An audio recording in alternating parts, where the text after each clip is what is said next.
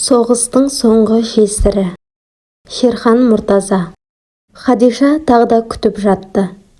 Жанындағы орыс кемпір қорылдап ұйықтап қалды. Байғұс жақсы адам, ақ көңіл.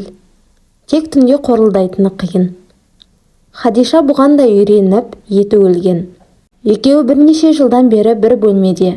Жетім қарттар үйінде бас-басына бір бөлмей қайда, екеуден, кей бөлмелерде үшеуден, төртеуден жататындары да бар. Ольга байғұс жатағын жиі ауыстырды. Басқа көршілермен сыйыспайды. Себебі қорылдайды. Қорылдың емі жоқ. Сондықтан көршілер үстінен арыз түсіреді. Жетімхана бастықтары оны басқа бөлмеге ауыстырады. Онда да тұрақтамайды. Тұрақтап байыз тапқан жері осы Хадишаның қасы. Түні бойы қорылдап шығатын кемпірді кім жақсы көрсін? Бірақ Хадиша ешкімге арыз айтқан жоқ. Өйткені Хадишаға бәрібір. Ол түн баласы ұйықтамайды. Қорылдан ұйқысы бұзылып жатқан жоқ. Ол күндіз мызғып алады, түнде көз ілмейді. Ол күтіп жатады. Антына берік. Баяғыда абысыны ақшаймен ұрсысып қалғанда, 100 жыл күтемін деп қаны қатқан. Ақшайда кесіледі-ау марқұм. Несі бар Хадишаның жүрегіндегі жараны тырнап. Байыңды енді күтпей-ақ қой, енді келмейді деп. Сөйткен Ақшайда әлдеқашан өліп қалды. Хадиша әлі тірі.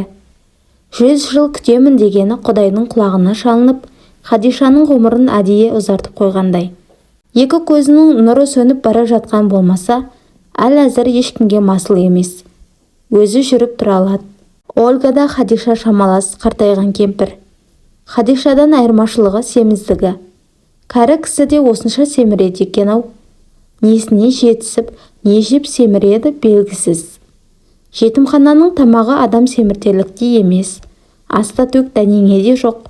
Тамағы тақыл-тұқыл. Ольга домаланып қалған, денесі іркілдек. Қорылдайтыны содан шығар. Хадиша кейде оны түртіп оятады. Ольга бауыздаған жылқыдай тым қатты қорылдағанда Хадиша қорқа бастайды. Үзіліп кетер мекен деп төсегінен тұрып барып жай ғана түрткілейді. Анау ах деп шошып оянады. Ай, Ольга, бір қырымен жатсаңшы дейді. Орыс кемпір есін жей алмай төсектен аяғын салбыратып отырып қалады. Әлден уақыттан соң менде қыр бар ма байғұс-ау деп өз денесін өзі қос қолмен айналдыра сипалап шығады. Содан соң о боже деп болар-болмас шоқынып жастыққа қайтадан қисаяды. Терезеден бұлдырап жан-жағына кірпіктерін тікірейтіп оттар жылтырайды. Хадиша төсегінде отырып сол жымың-жымың жылтырақ оттарға шала соқыр көзімен қадала қарап қалады. Сарғыш оттар арасынан кейде бір өшіп, бір жанып, жасыл, қызыл оттар көз қысып ойнап тұрғандай көрінеді. Бұл көше қиылысындағы бағдаршам ғой, бірақ бөтен, мүлде бөгде дүние сияқты. Сол бейтаныс дүниенің арасынан өзі күткен мақсұт шыға келетіндей Хадиша терезеден көз алмай қалады. Аспан қараңғы. Сірә күздің соңы шығар. Аспанда аждахадай аунақшыған қара бұлттар қаптайды да тұрады. Жауыны көп. Жаңбыр терезені тырсылдатады.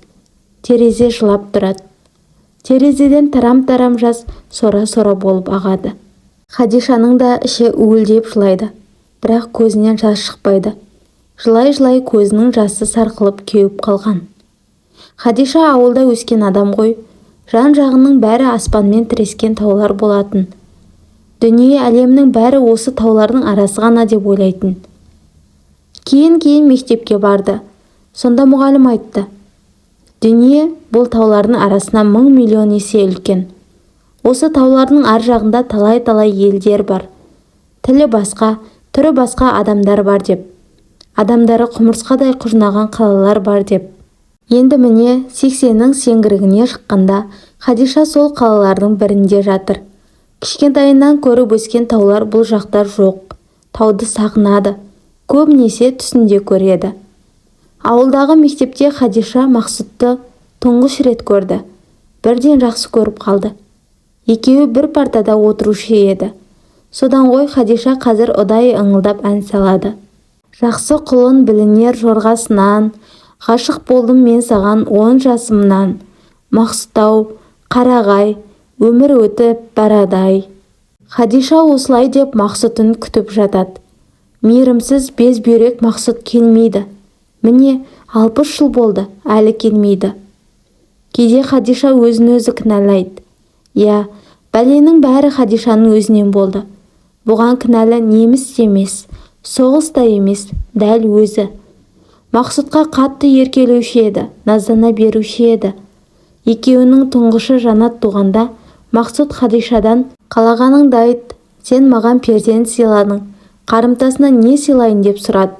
Сонау биік шыңның басында еңлік гүлі бар дейді, соны сыйла деп назданды Хадиша. Содан сол Мақсұт еңлік гүлін іздеп кете барсын. 1 күн өтсін, 2 күн өтсін, 1 жыл өтсін, 2 жыл өтсін, 6 жыл өтсін, 60 жыл өтсін. Сол жоқтан Мақсұт әлі жоқ. Хадиша да қызық қой, таулардың баурайында дүниеде сирек кездесетін кері қызғалдағы тұрғанда шыңның басындағы еңлік гүлінде несі бар? Өзінше еркелеген ғой, тым назанып кеткен ғой, тәбіш деуге келмейді, назды. Адам байғұс қол жетпеске құмар. Құмар да емес, құштар. Қол жетпеске құштарлықты Құдайдың өзі де қаламайды ғой. Анау Икар деген бір тауфиқсыз күннің өзіне жетемін деп аспанға ұшып, күнге жақындай бергенде күйіп кеткен жоқ па? Аспанға ұшсаң ұш, бірақ күнге жақындап нең бар? Адамға нысап керек. Нысапсыз болсаң, налаға қаласың. Құдай нысапсызды қаламайды. Кері қызғалдағы тұрғанда еңлік гүлін аңсаймын деп, Хадиша енді қаншама қасірет шекті. Бәлкім, Хадиша еңлік гүлін мүлде аңсамаған да шығар.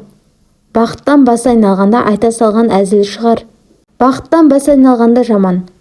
Бақыттың өзін аялап, баға білмесең, бақыт басыңнан ұшып кетуі оп-оңай.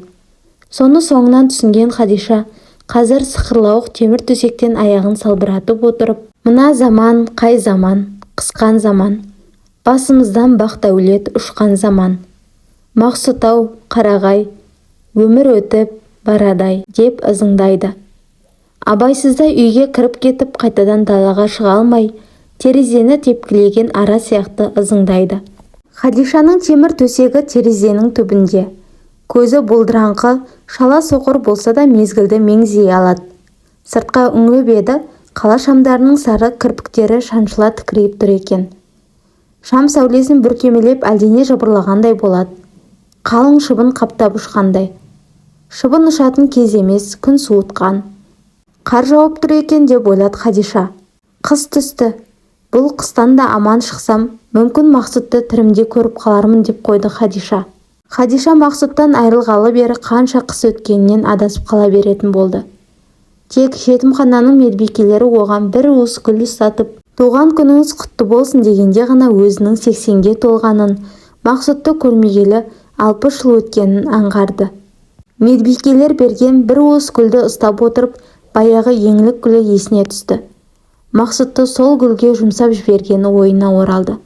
Ай сорлы басым, еңлік гүл менің не теңім? Есіл-ердің обалына қалдым ба деп қойды. Терезенің ар жағында қардың қапалақтап, жапалақтап жауғаны анық көріне бастады. Мұнарланып, бұлдырап көрінгеннің өзінде көзмен емес көңілмен сезді. Терезе сыртына бір шымшық қонғандай болды. Үстіне түскен қарды қанатын қағып, мамығын қобыратып, сілкініп-сілкініп түсіріп тастап әлденеге шиқ-шиқ етіп қойды. Онысын Хадиша анық естіді. Соқырлардың Құдай жанарын алса да, сақ құлақ қылады. Адамның бір кемістігін бір жетістікпен толтырғандай болады. Баяғыда, соғыс жылдарында Хадиша Мүсірепхан қайнысына таң қалушы еді. Мүсірепхан су қараңғы соқыр ғой, бірақ ауылдың адамдарын анадайдан, алыстан танып қояды. Дауысынан, жүріс-тұрысынан, тіпті пысылдап дем алғанынан, қақырынып жөтелгенінен. Соқырлардың бір көзі қолындағы таяғы. Мүсірепханның алқордан кесіп алған қызыл күрең таяғы болушы еді. Өзі салмақты, өзі қатты. Жолдасбек құрдасы білдірмей бұқпалап келіп, Мүсірепханның құйрығынан теуіп кеп кетпек болады. Ойнаған түрі, бірақ оған Мүсірепхан дайын тұрады. Жолдасбектің бұқпалап келе жатқан әлдеқашан біліп қойған. Аппақ шел басқан көздері аспанға қарап, түк басқан аузы әнтек ашылып қалады. Ештеңе сезбеген болып аңқиып тұрады. Жолдасбек таяқ сілтер жерге жетті-ау дегенде шалт бұрылып артындағы Жолдасбекті алқоры қызыл күрең таяқпен салып кеп қалғанда, Мүсірепханды бір теуіп қашпақ болған Жөкең қара тұмсығына тас тиген төбеттей қаңсылайды да қалады. Мұны көріп тұрған Хадишалар ал кеп бір мәз болып күледі дейсің. Сөйткен Хадиша, соқыр Мүсірепханның қылығына күлген Хадиша енді өзі әзге айналды. Екі көздің алды тұмшаланады да тұрады. Кіреукеленіп, былшық басып қалғандай. Орамалмен ары сүртет, бері сүртет, ашылмайды. Жапалақтап жауған қар тыйылар емес. Кей-кейде ұйытқып жел соққанда терезе алда ақ түтекке айналады. Терезе алдына қонған шымшықтың мамығы қобырап кетеді. Шымшық шиқ-шиқ етеді. Хадиша құстың тілін білмейді. Білмесе де сезеді. Шымшыққа пана керек, жылы керек, тамақ керек. Ішке кіргізіп алайын десе, терезе жабық, шынысы бітеу. Медбикелер таяуда ғана терезенің жыртығын жамап, тығындап, тас бекітіп тастаған. Хадиша көрші төсектегі кемпірді таяғымен түртіп оятады. Әй, Өлга, тұрай, таң атты. Істабай. Көрші кемпір темір төсекті безілдетіп, бер қарап, ауыр аунап түсетте, не болған керек саған деп қотыраш қазақшасымен тіл қатады. Ана шымшықты қара, птица. Көрші кемпір бурыл шашы буда-буда болып, іш көйлегімен төсектен ырғала тұрып, терезенің алдына барып, Хадишаның үстінен асыла сыртқа үңіледі. О, Боже, бедняшка, замерзла дейді даусы барқыраңқырап. 12, уледи. Нет, это не воробей, шимшик емес ол. Енді не байғұс-ау? По-моему, и Волга. Ыбылғы деген не тағы да? 12 уясы бутак ұшында. Құдай, зарғалдақ десеңші. Судың жағасында өрім талдың бұтағының ұшына ұя салады. Біздің сайларда көп болушы еді. Ольга аздап қазақша біледі. Хадиша аздап орысша біледі. Сөйтіп ақ 5 жылдан бері бірін-бірі түсініп ақ келеді. Түсінбегенін ыммен, қимылмен жеткізеді. Үкіметтің мұнысына да шүкір. Қартайған ғаріптерге, қарт жетімдерге жетімхана тауып берген. Әйтпесе Хадиша кімге сияр еді?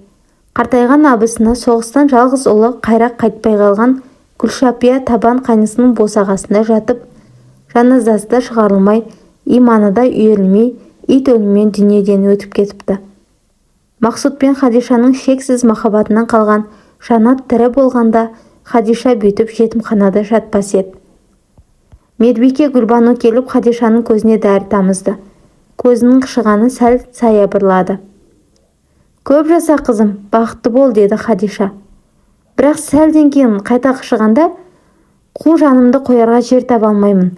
Бұл соқыр көздің қышымасын бір жола қоятын дәрі табылмай ма қарағым, дейді. Гүлбану не дерін білмей қалды. Әзірге табылған осы, бұдан күштісі бар ма жоқ па, оны дәрігер біледі. Бұл бар болғаны медбике. Апа, шыдай тұрыңыз, табылып қалар, дейді Гүлбану. Сөйтші қарағым, әйтпесе соқыр көз не шікәрім жұлып алып тастағым келеді. Осыны ойып алып тастаса қайтеді? Ондай амал жоқ па, қарағым? Олай демеңіз, апа, көзіңіз жазылып кетеді әлі, дей салады Гүлбану, оған өзі сенбесе де. Жақсы сөз жарым арыз. Хадиша көзін ойғызып тастау райынан қайтқандай болады. Сыртта боран екілене түскендей. Сыртқы дүние тұп-тұтас түнек. Түнек Хадишаға таңсық емес, ол түнекке үйренген. Боранның үдегенін азынаған, боздаған үнінен терезеге лекілдете соққан екпінінен сезеді. Құлағы сақ, көз орнына Құдай құлақ берген. Ақ дауылдың өлінен Хадиша ғарыш күйін тыңдайды. Ондай күйді қорқытатады, ықылас баба да шығара алмаған-ау. Арқаның ақ дауыл күйі басқаша, ғалами күй. Аспандағы 1000 000 аруақтардың қосылып айтқан хорындай, әрі таңғажайып, әрі қорқынышты. Бір жағынан сол хор айтушылардың арасында болғысы келеді. Бір жағынан сұп-суық, беймәлім дүниеден шошынады. Шошынса да бір ынтызарлық басым. Бәлкім сол хор айтушылар арасында Мақсұт та бар шығар деген сиқырлы үміт. Сені 60 жыл күттім, Мақсұт. Бұл сұм дүниеде келмесең келмей қой. Енді мен сені ана дүниеден Шын дүниеден іздеймін әдірам қалғыр деп қояды Хадиша азасы келгенде. Артынша сүрленген сағыныштың іші бауыр елжіреп, ақ дауылға қосылып ыңылдап ән салады. Сен зарғалдақ, Мақсұт-ау, мен зарғалдақ. Екеумізді дүние қойды алдап. Арамызда алынбас қамал жатыр. Өтермедім қамалдан жұлдыз жалдап.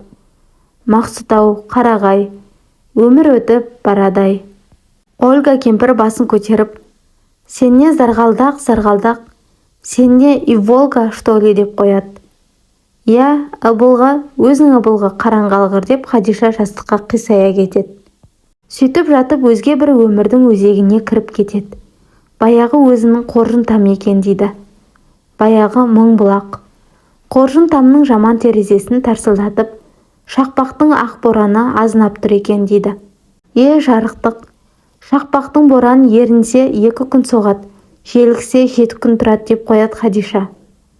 Бір кезде сықырлауық есік өзінен өзі ашылып келіп, қарлы жел лап етіп, үйдің жылуымен араласып, ақ буға айналады.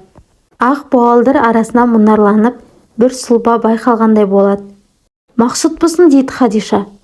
Есікті жаба келсеңші, үйдің іші суып кетті ғой. Мен сені келеді ғой деп күтіп жатыр едім, жақсы болды ғой. Мен сені еңлік гүлін іздеп кеткен екен десем, соғысқа кетіп қалыпсың ғой. Сен қайтып келсең той жасаймын ғой деп бір құнан қошқарды борда қылап жүредім. Бұйырған екен. Жақсы болды ғой. Сұлба үндемейді. Не бері жылжымайды. Хадиша өзі барайын десе орнынан тұра алмайды. Қараңғалғыр, қу кәрілік-ай, бұламық шейін деген асым бет, бұл 80 жасайын деген жасым бет. Мешел боп қалдым Мақсұт, көзімде көрмей қалды. Бірақ мен сені танып жатырмын. Жылап тұрсың ғой. Неге жылайсың? Қайта қуанбайсың ба? Аман есен өз үйің, өлең төсегіңе оралғаныңа. Сұлба үн қатпайды. Хадиша 2 көзін уқалап-уқалап қайта қарады. Сұлба дегені қатып қалған мұз сияқты. Мұз адам болса ол есікті қалай ашты? Әлде әруақ па? Елес шығар. Бірақ тұлғасы Мақсұттан айнымайды. Әй, кімде болсаң жақындасаңшы бері. Шыннан қатып қалған мұзсың ба, адамсың ба? Сұлба не сөйлемейді, не жылжымайды. Егер Мақсұт болсаң тыңда. Әңгіме көп. Әлі есім дұрыс. Есептеп жүрмін. Мен сені көрмегелі 60 жыл болды. 60 жыл. Сенен қалған жалғыз қыз Жанат бой жетіп, оны теріс аққандағы бір бақа қаңылға ұзаттық. Одан бір ұл туды. Атын Арман қойдық. Көп ұзамай әкесі көкпарда аттан құлап мойны үзіліп өлді. Артынша Жанат қызың ауырып өлді. Күйіктен өлді-ау деймін байғұс. Кішкентай Арман менің қолымда қалды. Ешкінің сүтін беріп асырап итшелеп жүріп өсірдім. Фамилиясын Мақсұтов деп жаздырдым. Жалғыз сиырды сатып оқуға түсірдім. Оқуын да бітірді. Жұмысқа Арқалық деген қалаға жіберді. Жұмысқа тұрып мені Арман өз қолына алды. Күн көрісіміз тәп-тәуір болды. Арман немереңді айтамын. Сол Арман бизнес деген жерден ақшаны көп тауып байы бастадық. Әне-міне үйленемін деп жүргенде бақталастары оны да өлтіріп кетті. Айдалада елден, туған жерден алыста жалғыз қалдым. Не деген жалмауыз едім. Жан-жағымның бәрін жалмап болды Мақсұт. Жылай-жылай 2 көзім соқыр болды. Енді жылайын десем, көзімнен жас шықпайды. Қуарып суалып қалды. Соқыр кемпірді үкімет жетімханаға өткізіп жіберді. Енді жатырмын қазынаның үйінде. Осыны айтып бола бергенде Ольга оны түртіп оятып жіберді. Хадиша есеңгіреп, аңырып біраз отырды. Жаңа ғана Мыңбұлақтағы қоржын тамда жатыр еді. Енді міне Ақордадағы жетімханада отыр. Неге ояттың деп ұрысты Ольгаға. Әдемі түс көріп жатыр едім. Мақсұт келіп еді. Ой, извини, пожалуйста. Үйілменде семіз кемпір өртене жаздап қызарып кетті. Ұяттан беті қызарған адамда иман бар. Сенеке ұйықтап жатып сөйлеген, қатты жылаған, содан мен оятқан. Әй сорғылар, мен жылаған жоқпын. Міне көзімде жастығымда қоп-құрғақ. Қайда жылаған деп семіз кемпірге өкпелегендей терезе жаққа бұрылды. Дүлей боран басылғанын сезді. Күн бұлттан шыққан ба деп қалды. Терезе сырты қыбыр-жыбыр тіршілік белгісі бар. Ағылып жатқан машинелер аусыра. Мәшинелер ағылып жатқан жолдың бер жағында қарайып, адам сияқты бірдеңе көрінеді. Адам дейін десең, адамнан әлде қайда үлкен. Хадиша оны бұрын да байқайтын, бірақ не нәрсе екенін ажырата алмайды. Діңгек пе дейді, электрдің үйшігі ме дейді, әрі десе күн тұнжырайды да тұрады. Кейде тұман, кейде боран. Бүгін ғана күн жарқырап ашылғаны, бірақ бәрібір Хадиша әлгі заттың не екенін ажырата алмайды. Көзінің алды бұлдырап, сол қарайған біресе алыстап, біресе баяғы қалпына келіп, мұнартып қана байқалады. Ал бүгін оны Хадиша қалшиып қалған Мақсұт па деп қобалжыды. Жаңа ғана өзі ұрысқан көршісіне бұрылып, «Ай, Ольга, анау не? Сенің көзің сау ғой» деді. Ольга аңыранып келіп терезеге үңілді. Ол қайсы? Не сұрайды? Әне ұп-ұзын, қарайып қозғалмай тұр ғой. Ол қалай енді? Памятник. Памятник неизвестному солдату. Солдат дейді? Қандай солдат, тірі ме? Нетші? Памятник. Қазақша білмейді. Темір солдат. Өлген. Білде? Өлген солдат. Хадиша шамалады, енді шамалады. Қараң қалғыр, ескерткіш десеңші. Мен Мақсұт па деп қалсам, әлгінде түсімде ол да осылай мешітте тұрды ғой. Ольга соқыр көршісіне қарап тұрып, бедняшка деп өз төсегіне барып отырды. Хадиша соқыр көздерін ескерткішке қадады да қалды. Бұрын қалай байқамаған? Далаға шығып жүруге жараса, сол ескерткіштің түбіне барып отырар еді. Сипап көрер еді. Бәлкім өзі білетін бір-екі ауыз дұғасын оқыр еді. Бірақ дәл қазір бармай-ақ қойғанды жөн. Өйткені ескерткіш кейіпсіздеу, жырым-жырым. Оны әуелі гипстен құйып, сыртын жез қаңылтырмен қаптаған ғой. Сөйтсе, осы таяуда ғана жез қаңылтырын әлдекімдер сыпырып, жыртып алып кетіпті. Жезді, мысты, қалайыны, сым темірді қынадай қиып, сыпырып алып кететін заман шықты ғой. Сатады екен. Сирағыңды сындырып сатқырлар. Ақша төлесе, сирағын сындырып сатар-ау. Сатылмаған не қалды? Хадиша оны білмей-ақ қойғаны жақсы. Көзді алғанша Құдай адамның өзін алған жақсы да деп қойды Хадиша, шинелінен айрылған ескерткішке қадалып отырып. Бір нүктеге қадалып қарай берсең, жансыздың өзі жаны бар сияқты боп кетеді. Мүмкін, әлгі медитация дегенмен шұғылданатын көріпкелдердің фәни дүниеден әлде қашан өтіп кеткен әруақтармен сөйлесіп жүргені осындай шығар.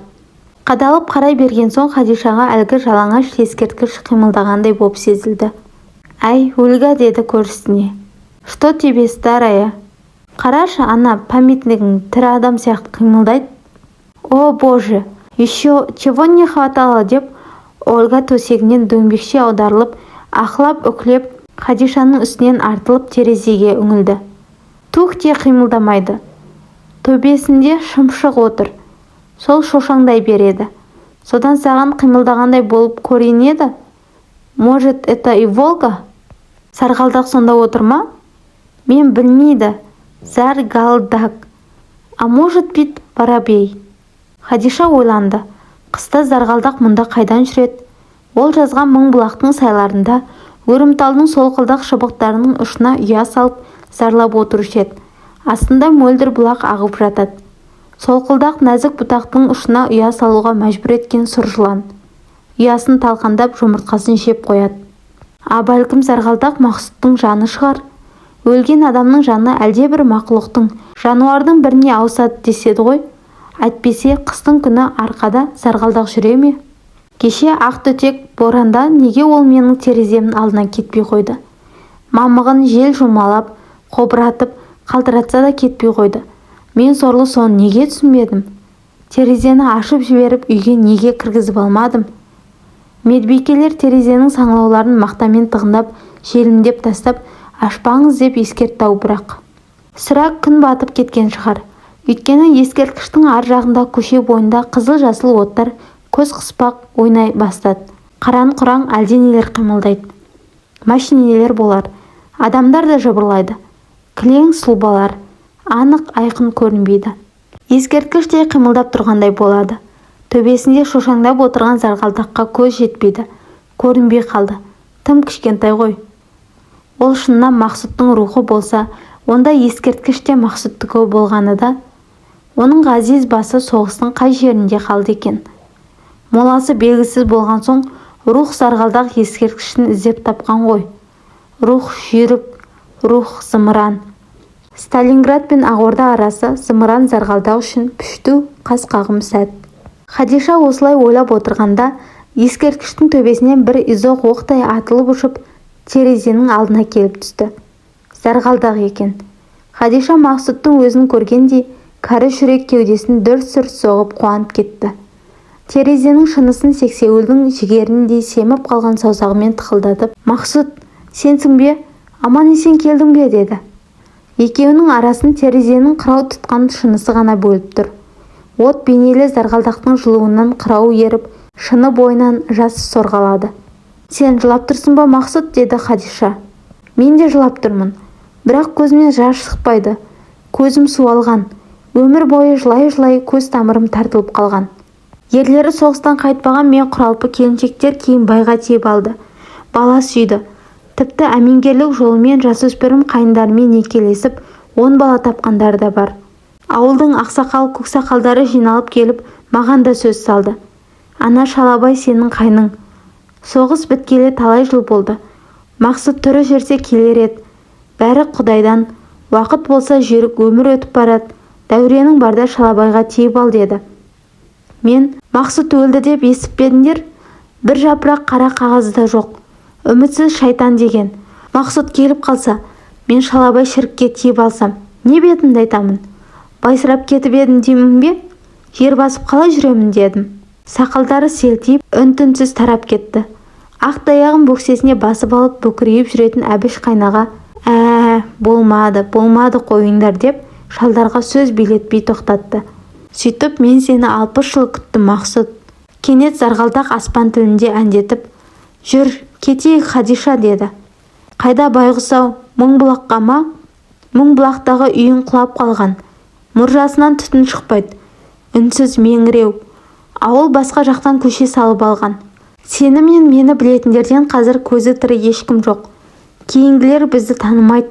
Сонда кімді пана тұтып барамыз? Бізді білетіндердің бәрі қазір аспанда, деді Зарғалдақ әндетіп. Әндетпесең сөйлей алмайтын болғансың ба, Мақсұт, деді Хадиша, қобыраңқырап қалған бурыл шашын көк тарақпен тарап отырып. Бұрын үсті басына мұқият қарай бермейтін Хадиша кенет сыланып сипалана бастады. Сенің жалғыз қызыңнан туған немерең Арман мені бір күні театр дегенге алып барды. Сонда көрдім, әртістердің бәрі ән салып сөйлеседі екен. Опера дейме. Аспанда да сондай, Хадиша. Ондағылар әндетіп, нәзік әуен салып сөйлеседі. Онда ақырып жекіру, дөрекі қатты сөйлеу деген болмайды, деді Мақсұт тағы да өте жағымды, жүрек жылтар үнменен. Кетейік, Хадиша. Қайда байғұс-ау? Жанына жұлдызға. Менің мекенім сонда. Менің қанатым жоқ қой, Мақсұт-ау. Қанатсыз ұшасың.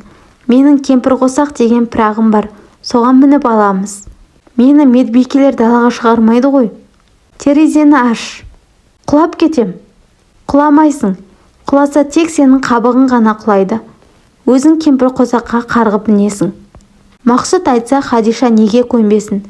Терезенің тұтқасын тартып қалып ет, желімдеп қойған ақ қағаздар дар-дар етіп терезе ашылды да, жаздан бері леп кірмей тымырсық тұрған бөлмеге ызғарлы салқын ауа леп қойды. Ольга кемпір баж ете қалды. Что ты делаешь, старая? Сөйткенше болмады, терезенің сыртынан құлпырма бір от жарқ етіп, шұғыла шашып, доғаша иіліп тұра қалды да, лезде аспанға көтерілді. Қыстың күні аспанның о шетімен бұ шетіне дейін иіліп тұрған шұғыла кемпір қосақты көріп бүкіл қала шулады. Астафралла, деді мұсылмандар. Господи, деді христиандар. Мешіттерде азан шақырылып, шіркеулерде қоңырау күңіренді. Ақыр заман деп шулады адамдар. Қыстың қақ ортасында, ақ қар, көк мұзда кемпір қосақ иілгенін кім көрген? Құлпырма шұғыла бірте-бірте дөңгелене берді. Ұшатын табақ. Летающая тарелка. Нұло деп қала азан-қазан болды. Жетім қарттар үйіне полиция лезде үймелеп қалды. Машинелер қиқуынан құлақ тұнды. Полиция терезенің тұсында жаңа жауған ұлпа қардың үстінде жатқан адамды көрді. Шалқасынан құлапты. Бурыл шашын жаяу боран желбіретіп тұр екен. Адамдардың аң-таң қалғаны, құлаған кемпірдің жүзі бұлбұл жайнап, келіншек кезіндегідей құлпырып, күлімсіреп жатыр екен. Кейін оны мәйітханаға апарып, арулап жуғанда да, бет-аузын массаждағанда да, езуінен әлгі күлкі нышаны өшпей қойды. Аудиокітап ұнаса каналыма тіркеліп лайк басыңыздар және комментарий бөліміне кіріп өз пікіріңізді қалдырып кетіңіз.